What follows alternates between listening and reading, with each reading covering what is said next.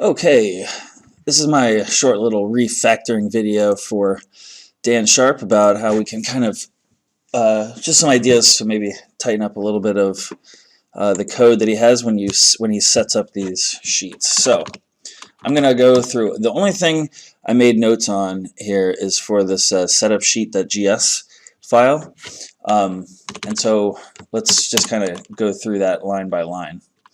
You've got your try and catch here when you are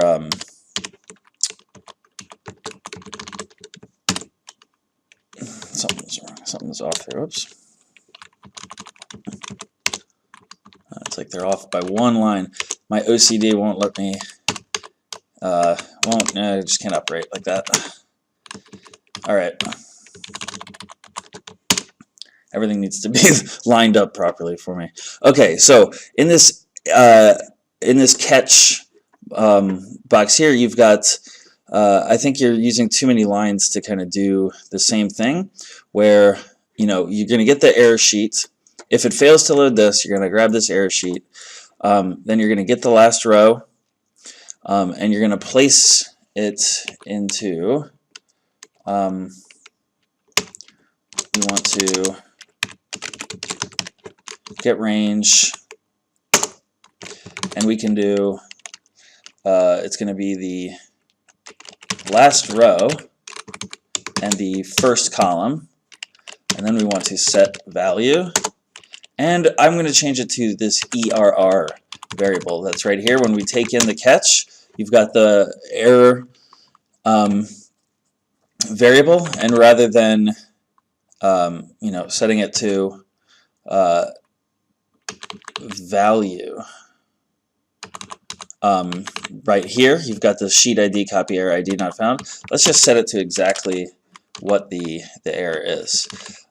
Now I don't need this offset anymore, and in fact I don't even really need this last row, because I'm going to take this and put it here rather than declaring its own variable to just be used one time. So then the UI is going to respond with, oh no, something went wrong. It's just something for the user to see. And I'm actually going to not save this into a variable because it's just not used any more than that. Like, you don't need to save it into the into its own variable. Okay, so then we're out of that try and catch.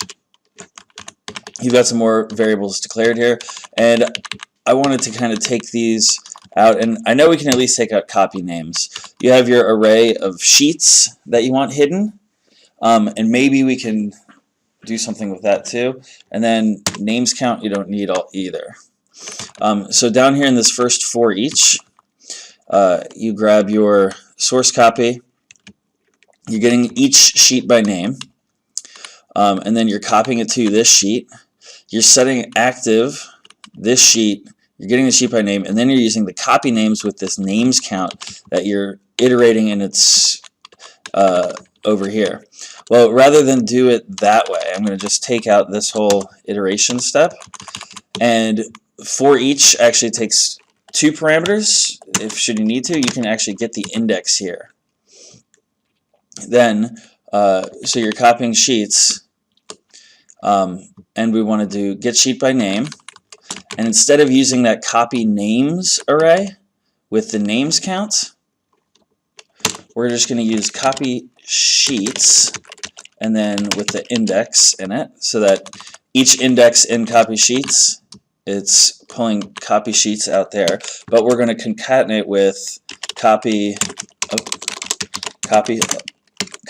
of plus copy sheets. So what it's doing is it's just adding this copy of that you kind of did manually here with each word in the copy sheets, which I think is what you're going for there, because each of these parts of the array is exactly the same. It's just you've added copy of in front of it.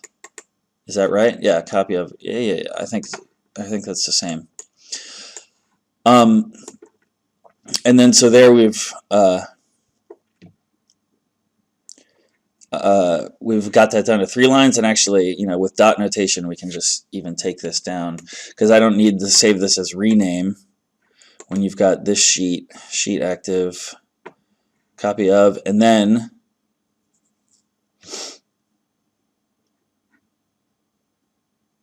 yeah, so then we can just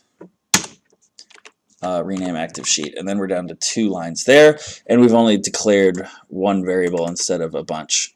Now, the hiding sheets, you have that declared as its own array also, and it's just the first couple of ones. I mean, I think that's fine. I kind of would rather, I prefer declaring as few variables as possible. So maybe it might be easier to just have whatever sheets you want hidden should just be the first, 10 elements in this array, and then you can just limit your loop to just the first 10 rather than declaring its own array. But I don't think that it really matters. I don't think that's too terrible. I don't know what best practices are, but I don't. That doesn't seem too bad to me. Okay, so that's it. Let me know if that's at all helpful. Cheers, bud.